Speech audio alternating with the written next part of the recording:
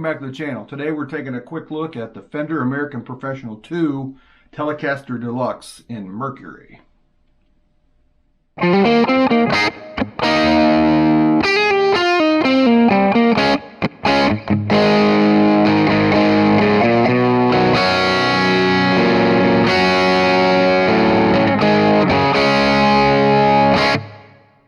So a while back, guys, when I got my Maximum Guitar Works Nelly here, the beautiful guitar there in the middle, it quickly became my #1 guitar, and it remains my #1 guitar. But it kind of restarted my love affair with the Tele shape, and so I started, looking at Teles again, a little more than I, normally do. And I recently got the Fender J Mascis Tele Signature, and that's a nice guitar. So it got me kind of looking at these American, Pro II Telecaster Deluxes, which I always kind of like these anyway. And in a local shop, I saw the Mercury colored version, this one here, and picked it up off the wall, and it was really lightweight, which I really like. A lot of the modern Fenders aren't, I wouldn't really classify them as lightweight, but this one definitely is. And it really felt really nice and sounded really good. So I thought, maybe take this as a second guitar, when I go to band practice, or if we ever get back to gigging, maybe, use it as a backup guitar. I got plenty of guitars to be backup guitars, but I just thought in my head, rationale to why I wanted to buy another guitar, thought maybe this could be a, decent backup to the Nelly. So that's how we got this one. Okay, as far as the body, it's got an alder body. This one is finished in the Mercury, what Fender calls the Mercury color. Basically a silver burst. I think it's a really neat looking color. Maple neck, rosewood fretboard. And I know I said in the quick look for the Fender J Mascis that it had some of the best fretwork that I've come across on, a recent Fender that I've played. This guitar takes it up just, a whole nother level. The rolled edges and the fret ends on this guitar just really makes for a super comfortable neck. And the fretwork, is fantastic on this guitar, as it should be on an American-made Fender. It's got a bone nut. The frets are what Fender's calling their narrow, tall frets, and I kind of dig them. They're like about the height of a jumbo, but they're not quite as wide, as a jumbo fret, and I really like them. Now I did go ahead and put Fender locking tuners on mine here. I don't even remember what I took those tuners off of, but I had them in my parts case, so I went ahead and threw them on there. They're a direct drop-in replacement for the stock tuners, so super easy to put those on there. I was a little shocked that the American Pro II series doesn't already come with Fender's locking tuners, but it is what it is. I don't know if I mentioned it does have a bone nut, and it's got the deep C profile to the neck. Makes really a full, nice. It's not huge, but it's not thin, and it's just kind of fits my hand really nice. I think it's a really comfortable profile. Probably my favorite of the the Fender neck profiles in recent years for sure.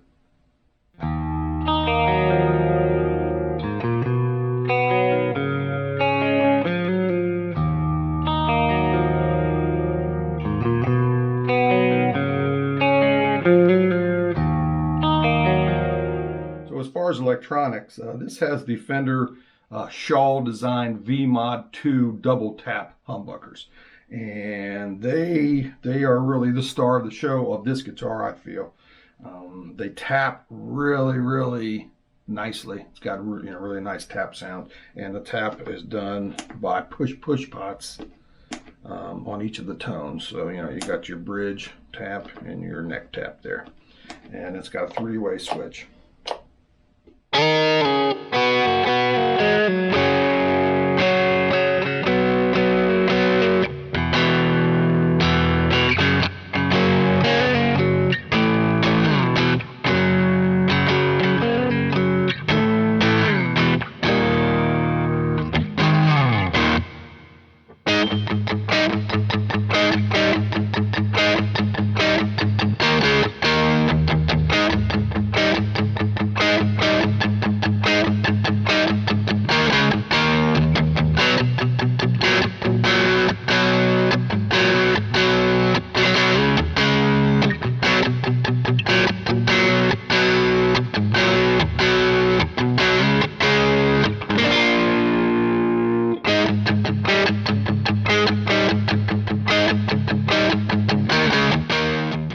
So the Fender bridge that comes on this guitar, you know, is a decent bridge. It's got 3 compensated brass saddles, and like the Fender J Mascis Tele that I did a quick look of recently, that's a top loader only.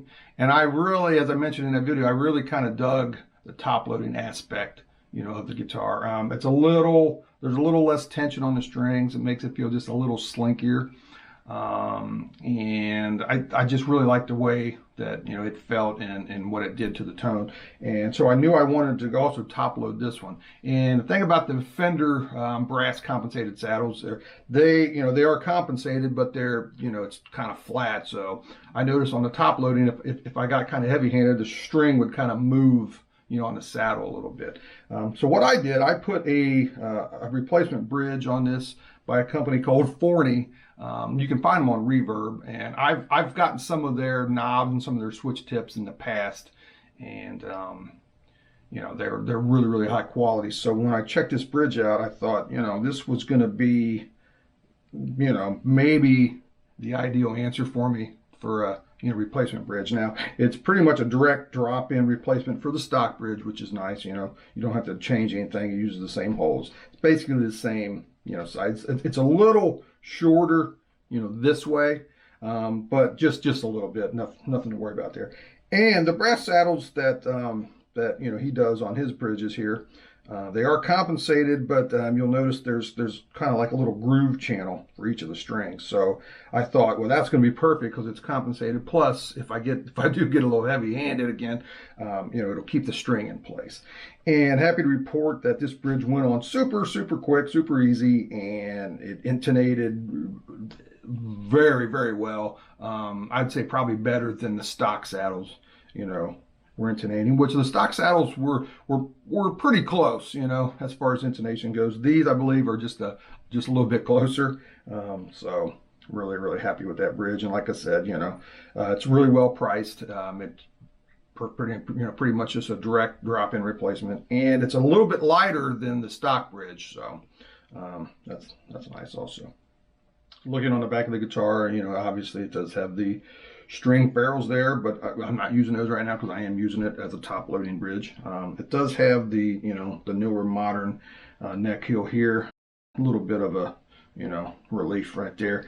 I'll be honest with you, it's not really that much different than the normal, you know, Fender heel you'll see, but it's never really been a problem for me anyway. You know, so just keep that in mind. And another thing I did go ahead and put one of the electro socket jacks in here, which I do on all my teles that have the normal, you know, cup type jack. I really wish Fender would just go ahead and start using, you know, this kind of jack. Their normal cup jack makes it hard to use a lot of the right angle plugs that are out there, and I do like the right angle plugs, you know, on the guitar end of my cables. So that's pretty much something that I do. I usually try to keep, you know, 1 or 2 of these in my parts case just to have them. So, you know, if I do get a Tele or something like that, or, you know, a guitar that has this kind of jack on it, that's not an electro socket jack, I got one on hand to throw in there. These are really cheap, and like I said, I just wish Fender would just go ahead and start using these. Because I know most of I always replace the stock Fender jacks with these, and you know, most of the guitar players I know, you know, will do the same thing. So, as cheap as they are, I just wish Fender would just go ahead and add those. Okay, so we'll do some tone samples for you. Of course, that means we're going to do the same riff that we always do, among some others.